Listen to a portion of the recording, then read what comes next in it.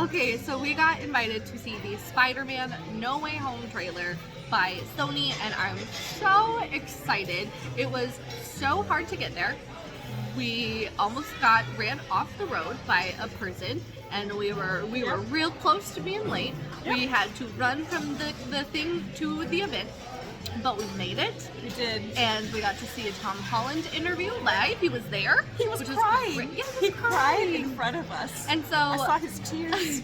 And so I recorded everything. I'm going to show it to you guys so you guys can see the Tom Holland interview and talk about Spider-Man Away from Home. Hello. There's a lot of talking, but I hope that you guys enjoy it and are super excited for Spider-Man. So let me know in the comments if you liked the trailer, if you watched the trailer, and if you think the other spiders are still going to make an appearance. Also, we want to know your theories on the trailer, so put those in the comments below and have fun. What a very important person, Junior Spider-Man. It's amazing. I mean, I got cast when I was, wow, really emotional. I got cast when I was 18. This is why we love Spider-Man! This is it! Yes! I got cast when I was 18. I remember I was in my garden and I got a call from Kevin Feige. And it changed my life forever. The goat!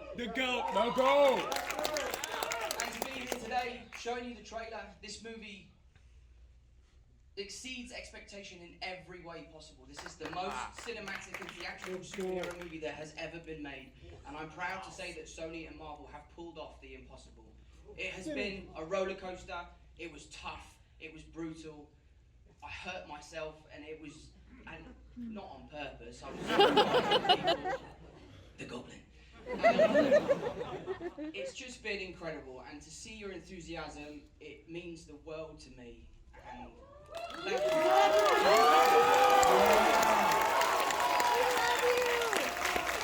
you. This trailer, this is the culmination of the whole trilogy, and it launches a whole possibility zeitgeist shift.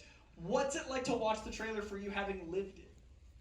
It's really overwhelming. It's really overwhelming. I mean, you make these films and you're so attached to it, and you give your heart and soul, and you dedicate your life to this character, and to see it play out on the big screen is so rewarding. And to see your reaction means that we're doing something right, and trust me when I say that that is the tip of the iceberg. There is so much more in this movie. You will be on your feet, you'll be screaming, and I honestly, I want to tell you everything. Someone over there.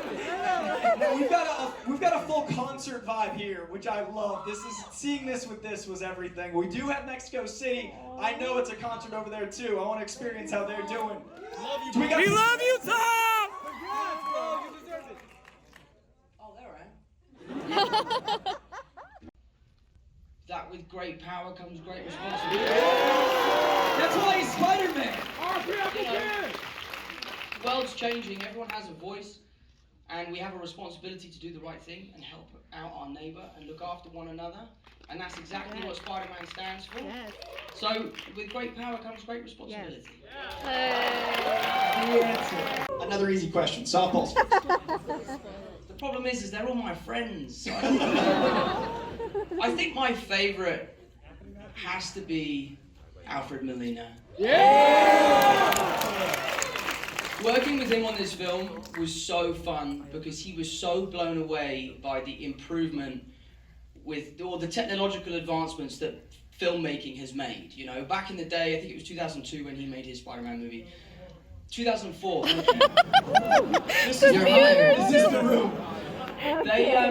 The arms that he used to have were puppeteered by 4 different people, and nowadays, obviously, we don't do that anymore because it's very time-consuming, so it's all done with CG. And watching him be very free as Doc Ock was really kind of rewarding, because back in the day, if he wanted to go over here, he'd have to tell 4 different people, guys, I'm going to step over here, and then you follow me, and then you get this one to do that. So to see him kind of have the freedom to bring Doc Ock back to life in a new way was amazing. But then also, Fred is one of the greatest people I've ever worked with. He was on this thing called a toothpick rig, which is like it's like a long crane. On one end is counterbalanced weights, and on the other end is a platform. And Fred would stand on that platform, and then they would push him through the set, and it would simulate the legs carrying him. But what was funny is that he didn't have control over where he went. So we'd be fighting each other. I'd be like webbing him, and he'd be it's not cool at all. And they go cut, and he'd be like, so Tom, tell me how's your weekend, what you've been up to, so. And then all of a sudden he would just sort of take off like this. And he'd continue talking to me, but he'd be like, I'm sorry dear boy, I've got to go over here, I'm trying to reset. So for me, working with Fred was a real honour, and I think I can say this now because he's in the trailer, but Willem Dafoe. That was, I remember my first rehearsal, I was with Harry, and we went to the soundstage, and I can talk about this, right? He's in the trailer. Okay. She's nodding. There's a collective like. Yeah, I just... You gotta get permission. Oh, I'm gonna die. That's why we're standing. But the first rehearsal I had with him was pretty surreal. It was pretty surreal for reasons I can't really talk about because I want you to experience it in the theatre. But it was pretty incredible, and he's a wonderful guy. And he put me to shame. You should see how good at yoga he is, man. Like, I'm supposed to be Spiderman, supposed to be really flexible and can do all of this sort of stuff. We would do scenes, and the next morning I could hardly get out of bed, and this guy sprung out of bed. Not that we were sleeping in the same bed, but I'll tell you stories about it later. But he was amazing. He was wonderful. It's like goblin syrup, man. Yeah, he's incredible. Now, as someone who grew up in this world, what was it like meeting Dafoe for the first time, Lena for the first time, just you as an individual? What was that like? How do you process that? Yeah, it was actually a funny story when I met Willem for the first time, because obviously at that time, all of the villains in the film, it was a huge secret that they were in the film. So they would walk around set with these cloaks on. And naturally, you know, these guys were very excited to be coming back and bringing these roles back to life, that they came to set a week before they started shooting to just see what it was like, meet John, meet myself, hang out on set and have a good time. And I just sort of bumped into this guy in a cloak and was like, watch out, mate. And he took his hood off, and I almost like got really scared. I was like, oh shit, the goblin's here. But he was lovely, he was really wonderful, and a real joy to work with. There's a story that I would love to tell, but I just cannot tell. But I will do, and you will hear it one day. It's very exciting, but it was incredible, it was mind-blowing. Remember this moment, we'll call in that story and be like, that was the one. Oh, you'll hear it. I can't talk about it. Genuinely, there's one scene, well there's two scenes in this film. Well, there's three scenes. There's three scenes. And I would do anything to go back and reshoot them. They're perfect and they don't need to be reshot. But the experience on the day of being there, this true moment in cinematic history is about to come true, and we were there on the day making it happen, and it was crazy. It was crazy, and I would love to tell you because honestly, I've got some people saying no. Do you want to know? I'll tell you only. Did it feel like, was there a palpable historic moment? Did you feel that on the day as well as reflecting on it here? Yeah, it actually took everyone involved a while to get over what was happening. It was mental. I don't want to know, so I'm gonna wait, but I'm gonna remember this moment. All right, we've got one in LA from Francis Dominic asking, what is your most surreal moment while filming? Maybe one you can share. I hate doing press for these movies, it's a nightmare. The most surreal experience from the first two. We'll go there, it's safe. Oh, well, I can Now talk about those all day long. Blu-ray. Let me try and think about this one. Oh, I can talk about this so much. I think one for me, and your guys are going to be like, oh, we've heard this story. But when I first met Jake on set, and he came to set for Spider-Man 2, and he had like, not a meltdown, but he was a little bit nervous at the way Marvel make movies, and it's very different to anything anyone has ever experienced outside of that world. And I remember looking up to one of my idols. You know, he's one of my favourite actors, and being like, it's okay, man, like, we can figure this out together, and you can fly. Yeah, you can fly, you're Mysterio. Wait, you're not Mysterio? So yeah, so that was pretty surreal. Again, guys, listen, I'd love to tell you everything. You know I would. But I can't. Yes. Actually, you know what? On that moment, there's this amazing clip of you like soothsaying. There's a moment you talking about like Jake's your favorite actor and you want to do this, and you have this thing where you're like, I'm a manifest. When you first had a conversation with Jake, was there a part of you that was like, how did I do this? Because it keeps happening. Yeah, because how did you work with Jake? We were like, I remember saying to this, they asked me, who would you want to work with? And I said, Jake Gyllenhaal. And then 2 days later, Zendaya and I went to Crossroads, and Jake walked in and joined us. I was like, this is weird. And then the following day, he went to have lunch with John Watts at Crossroads, and while he was pitching the movie, all the lights cut out. Like, how Mysterio is that? But yeah, I mean, I manifested being in Spider-Man. Like when I was, I don't know, 13 years old, I was on a red carpet and they asked me who would you play, and I said I'd love to be Spider-Man. And now I'm about to release the third one.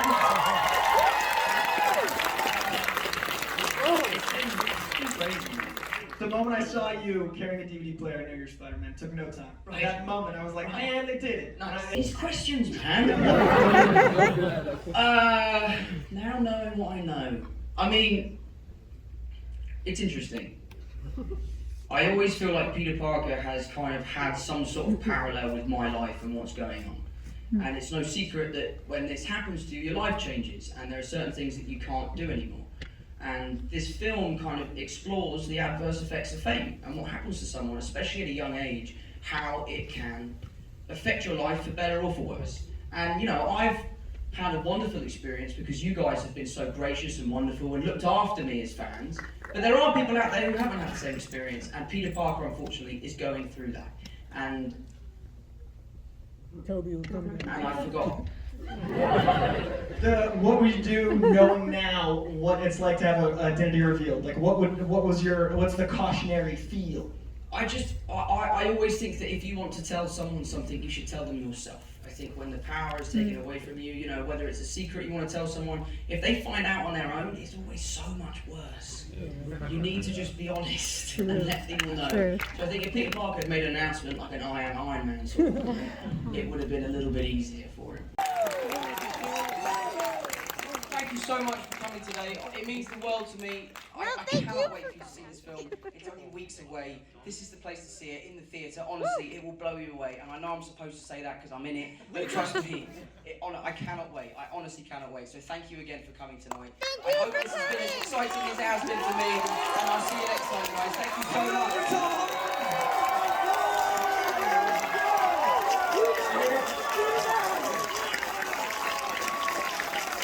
Overwhelmed. Bring the first impressions, go. I'm overwhelmed. The trailer's perfect. I can't wait to see this movie. Oh my gosh. Cinematic history, Tom said it himself. Thoughts? It was super dope. It was super exciting. I'm excited for the ideas of like, can he defeat them alone? Does he have to defeat them? Can he send them back? Is he going to lose Zendaya? Because every spider person loses somebody. What's going to happen? Where are the other Spider-Men? I got you. Thoughts? Thoughts? Give me your thoughts. 5 seconds. Too many thoughts! Thoughts! Yeah, no, honestly, too many thoughts. Wait, we're walking and thinking. That's really hard. I can't do both. Can't do stairs. Can't do stairs and thoughts. Green Goblin. What you think about it? I loved it. Oh my gosh. Yeah! Oh my god, we saw you on the screen. You saw me on the screen? Yeah, you didn't see you on the screen? I didn't. You were on the screen. Where? I think I might have gotten footage of it. I'll send it to you. Oh, on the screen. Yeah, I did. Wait, he was like, what screen am I on? Am I credited? Did you pay me? I was like, am I getting a they're not credit supposed for to it? know I'm in the movie. Oh, whoops, I spoiled it. Oh no, I spoiled it! Yes. Tell me what you thought about the premiere. It was great. I'm so glad I get to see you. I know. And the Green Goblin. And me and the Green Goblin. It's two good things. Yes.